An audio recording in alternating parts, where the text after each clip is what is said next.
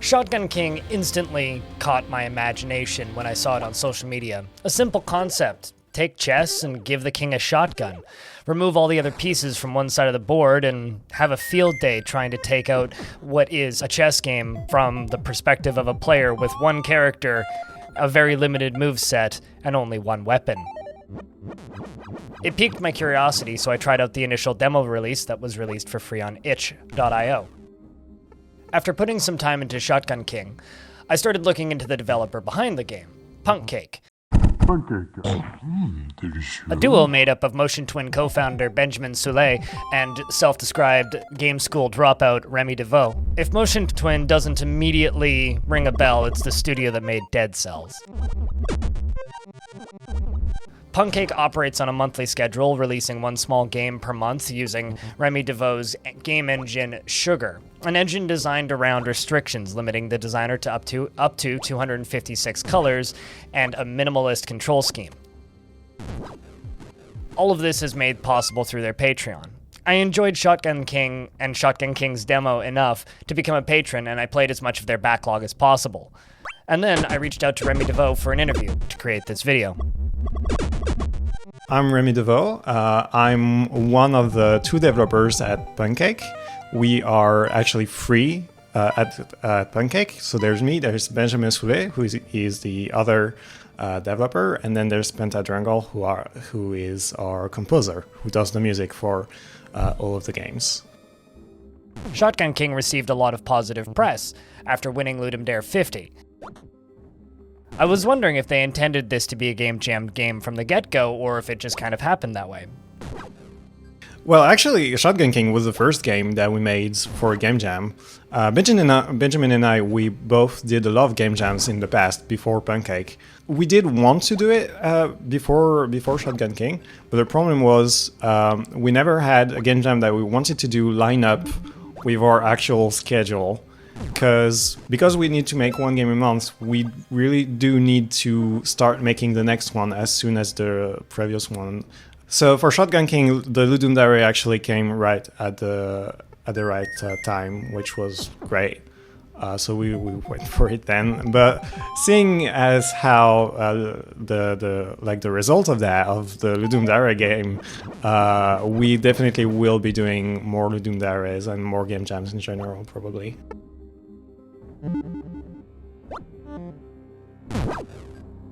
So we did see that it was coming up, and we had just finished the previous game. So Benjamin really wanted to do it.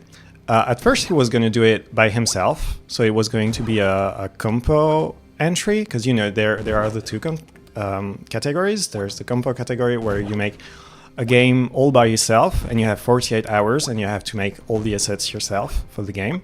And then there's the jam category, which is the team category. Basically, you can work as a team. You don't actually have to, but you can work as a team, and you can also use assets that you didn't make yourself, basically.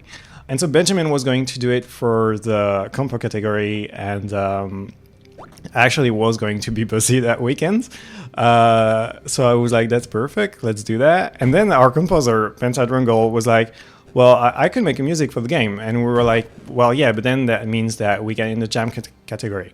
So Benjamin said, well, okay, if you want to make a music during the weekend, you can do it.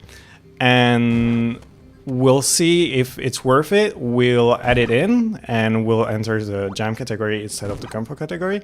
And otherwise, we stay in the compo category. And since we already were planning to keep on working on the game after the jam anyway for the next Punkcake game, basically, we'd use it later, so it wouldn't be lost.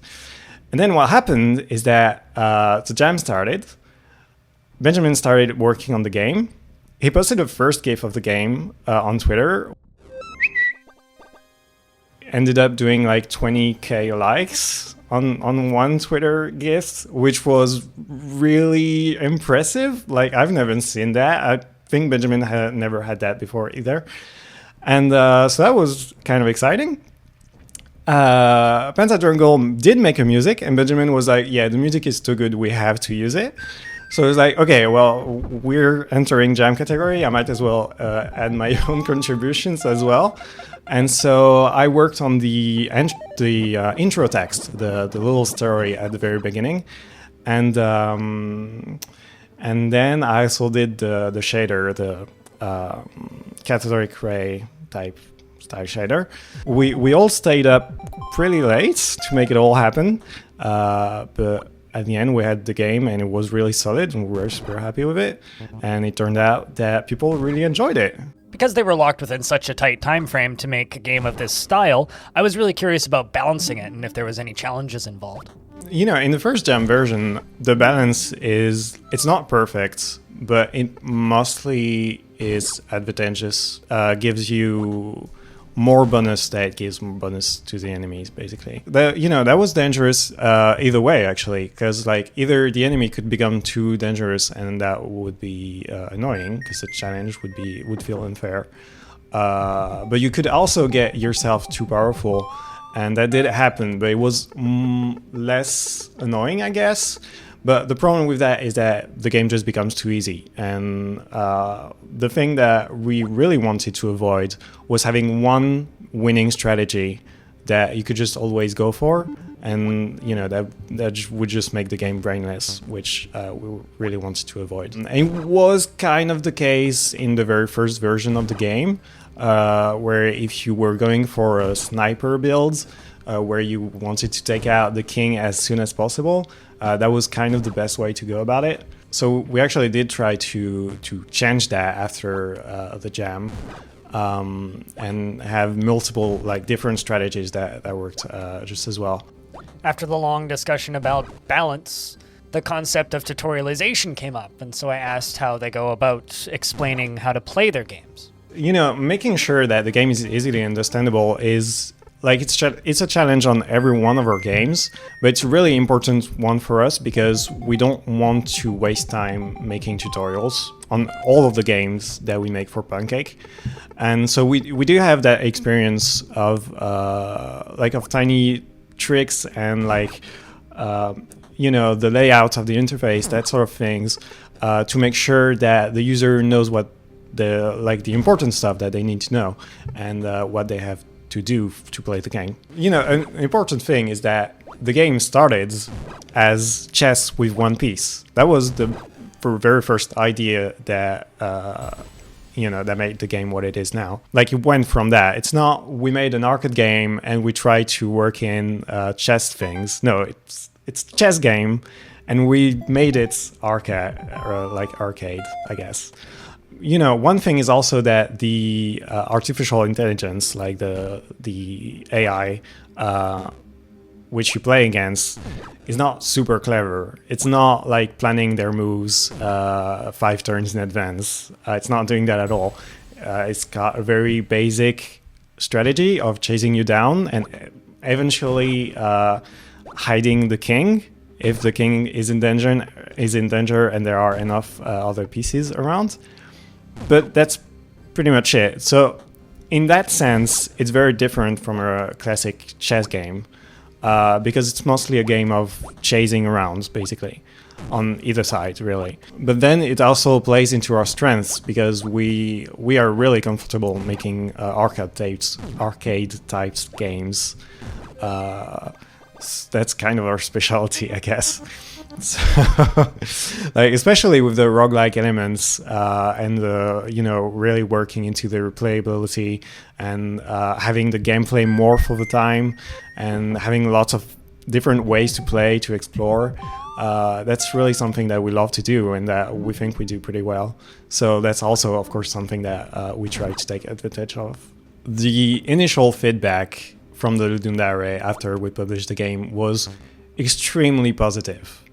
There really wasn't that many complaints at all. There were a few people complaining about some things that were unclear, which we did try to clear up for the next versions. But apart from that, the game felt balanced enough. People were actually pretty happy to find the winning strategies that existed, so that was fine for the Ludum Dare version. People were really, really positive in the comments of the Ludum Dare entry So we actually didn't really have that much feedback to work through on that side, well, especially early on. But then we did the itch release first, right before we did the release on Steam. And for the itch release, we did get more feedback, which we tried to get through as well. There's always some bug fixing to do that we always try to do anyway. But there were also some people asking for specific features, or they weren't necessarily happy with the way that some things worked. So we did try to work with that as well. We'll only do it if we feel like it's worth it, and like we can actually afford to do it, like we can afford the time to do it. What's good is that the people who do report the issues or that give feedback, most of the time it's on our Discord server, and we have a really nice community where they already will help each other and discuss the things that they bring up. And so already among themselves they can find solutions for us, or they can find solutions if like someone just simply didn't notice something about the game. So that already removes some of the work that we have to do, which is great. And yeah, having that positive environment is also really good to get through the feedback and implementing the thing that we're ready to implement, I guess. I was curious as to why Shotgun King was fast-tracked onto Steam, unlike Punkcake's previous work. Obviously, Shotgun King had quite a lot of press surrounding it, so it makes sense, but I was curious to hear what the answer would be regardless. Yeah, I think we certainly will prioritize games that do well and get them on Steam only then. We do want to get all the games on Steam as well, but it's really a lot of work. Like, Steam is not as friendly to developers as itch.io is, so we definitely do prefer itch.io on that front. It's just much easier to use for us. The way I would characterize it is bulky. Steam is just bulky to get games onto. So yeah, it's a slow process and it takes time, and then you also need to work on the communications and like make sure that you do the promotions and the sales and everything. It's a lot of work, and it's even more work when you have multiple platforms to work with. So it's something that we want to make happen, but we don't necessarily have the time and the energy to make happen. So we do need to make choices so that we can keep on making one new game every month, which is something that we really care about. So yeah, well, like Shotgun King got on Steam first because we knew that it was gathering a lot of interest, and we really wanted not to miss out on that. But it wasn't going to be our first game on Steam at first. We actually already had one game that was lined up and almost finished to get on Steam as well, which was The Ratchet's Den. And it's still not in there because we never got the time to do that last tiny bit of work that needs to be done on it before we could actually release it. So when we saw that Shotgun King was getting a lot of attention, we really rushed it and tried to make it happen as fast as possible. And we'll certainly make it again if the whole sequence of events happens again. If we win another Ludum Dare, we'll probably do the exact same thing.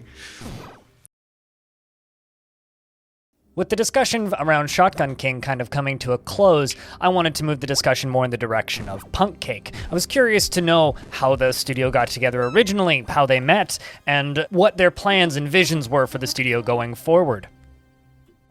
And it turns out that they were heavily inspired by Sock Pop, a team of creators, or a collective, based out of the Netherlands that have been creating games on Patreon for a number of years now. Originally, they were creating 2 games a month, but then after some time scaled that back to only 1 game a month to be able to take on more ambitious projects. You may have stumbled upon some of their games previously, such as Stacklands, Similand, and Chat Ventures. I guess it's very much inspired by Sock Pop. They have been doing 1 game a month. Well, actually, they have been doing 2 games a month for a few years. When we started, they had switched to one game a month already. And, you know, for us developers, it is a fascinating like mode of operations to make a new game every month. Because like Benjamin and I, we love developing ideas quickly and getting to finish something that works and that does explore the idea that we had at the beginning, and then move on to another idea. That's really satisfying to us. So that was really interesting. But the reason we actually started it is that I was making a game engine at the time called Sugar, and Benjamin and I knew each other from our work with Pico8, which is another game engine that has limitations, intentful limitations, basically. And yeah, Benjamin was really interested in the engine that I was making.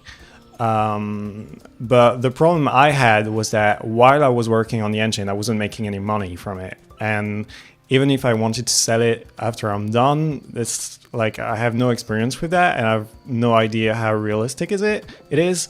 And I don't really think it's that realistic to sell a video game when you're a single developer.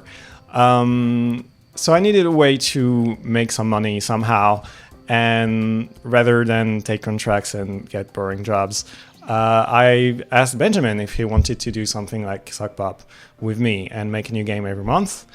And so that I could justify working on the engine, because then we would use the engine for the games. And that's exactly what happened. He accepted, and we released our very first game in June 2020. That was Anticrypt. And then Pentadrungle joined us for our second game, which was Medevacs, and he stayed with us for all of the games since then. Actually, the first 3 games were all based off prototypes from Benjamin's backlog. Benjamin has a lot of game prototypes that he never finished, or that he did finish but wanted to revisit. Anticrypt, which was our first game, and also our third game, The Ratchet's Den, they both had Pico8 versions that can still be played today, actually, that are free to play on the web browser. And yeah, those games were based on those, because Benjamin just really liked the concepts and he wanted to take them further. And one game a month is a really good environment for doing that. And then, well, we did have a thing at the very beginning of the project where because we use Patreon for the subscription. Well, okay, I didn't actually talk about the subscription. We have the subscription where people can give us €3 per month, and they get the new game every month. And there actually are higher tiers if people give us more money with perks. And one of the perks at the very beginning was that you could vote for what game we would do the next month. So we'd give 3 game ideas, and the Patreons would choose. We actually got rid of that because we found that it was too annoying of a constraint in the end. At first, we were like, well, we have lots of ideas, it's fine. We just find 3 ideas each time, and they'll select one. But in the end, we realized that there was always one idea that we preferred from the other ones, and when it didn't land on this one, it was kind of annoying. And also, the idea of being constrained to one idea that we couldn't change was really problematic when the idea didn't turn out as we thought that it would. So yeah, we did get rid of the polls. So now we only have to find one new idea every month, and I guess it's also a little bit easier. But the most important thing now is that if the idea isn't working out, we can change it. Like, we can modify the idea as it is, or we can just find something else entirely and go from that. We were going to do one game a month from the get-go. I guess we felt like there was a chance that it would be too much. But the problem is, like, one game a month, you know, it's pretty clean format. It's easy to understand. Like, one game every month is easier to pull off than 2 game, like well, yeah, 2 games a month would have been too much work, but 1 game every 2 months would have been too difficult to really explain, and it's not that compatible with the subscription format. So yeah, we went straight for the 1 game a month, and it turns out that it is very difficult. It takes a lot of energy, especially when 1 game goes off like Shotgun King did. But we manage. I think we're doing okay. All of our games are on itch.io. So if you look for Punkcake there, you'll probably find us. If you look for Shotgun King, you'll definitely find it. Shotgun King is on Steam. You can buy it there. That's our only game that you can buy there for now, but we'll probably release the Ratchet's Den soon as well. And then there's our Patreon. And on Patreon, you can give us €3 a month, and you get the new game every month. But first, you get the last game that we released. So it's probably going to be the May game when this video releases. And then you get the new game every month. Every month we release a game and you get it. And you get a key for it and you can just play it and enjoy it. And you can talk with us on our Discord. If you're a Patreon, you can actually talk to us even more because you get access to extra channels where you can just ask us stuff or just chat with us. But even if you're not a Patreon, you can come on our Discord and chat with us sometimes and talk with the rest of our community about the games, which is cool as well. Yeah. Now that we're kind of winding down, I just wanted to say thank you to anybody who took the time to watch this video. It's lovely to be able to get the opportunity to talk to developers, especially those doing different things that I find interesting. I think that Punkcake and Sock Pop and these gaming collectives working through Patreon have a really interesting future for the possibilities in game design. It's kind of like harkening back to an older era back when games only took a couple of weeks, maybe a couple of months to develop, and bringing kind of that micro design of constant iteration and constant improvement on very simple concepts and mechanics. Or perhaps it's simply shoveling out the same idea over and over again with a slightly different skin. What do you think? Is this something that you're interested in? Do you like the concept of working through Patreon or crowdfunding or micro sales in order to generate a large number of games using small specific ideas designed for a short playtime? It's a very different kind of game design that is not being embraced by the mainstream games industry and is kind of out of the norm, and I think extremely interesting. Thank you very much for watching this video, and if you're interested in this type of work, check out my Patreon, check out my YouTube channel where I do have a playlist of these, and thank you very much for watching.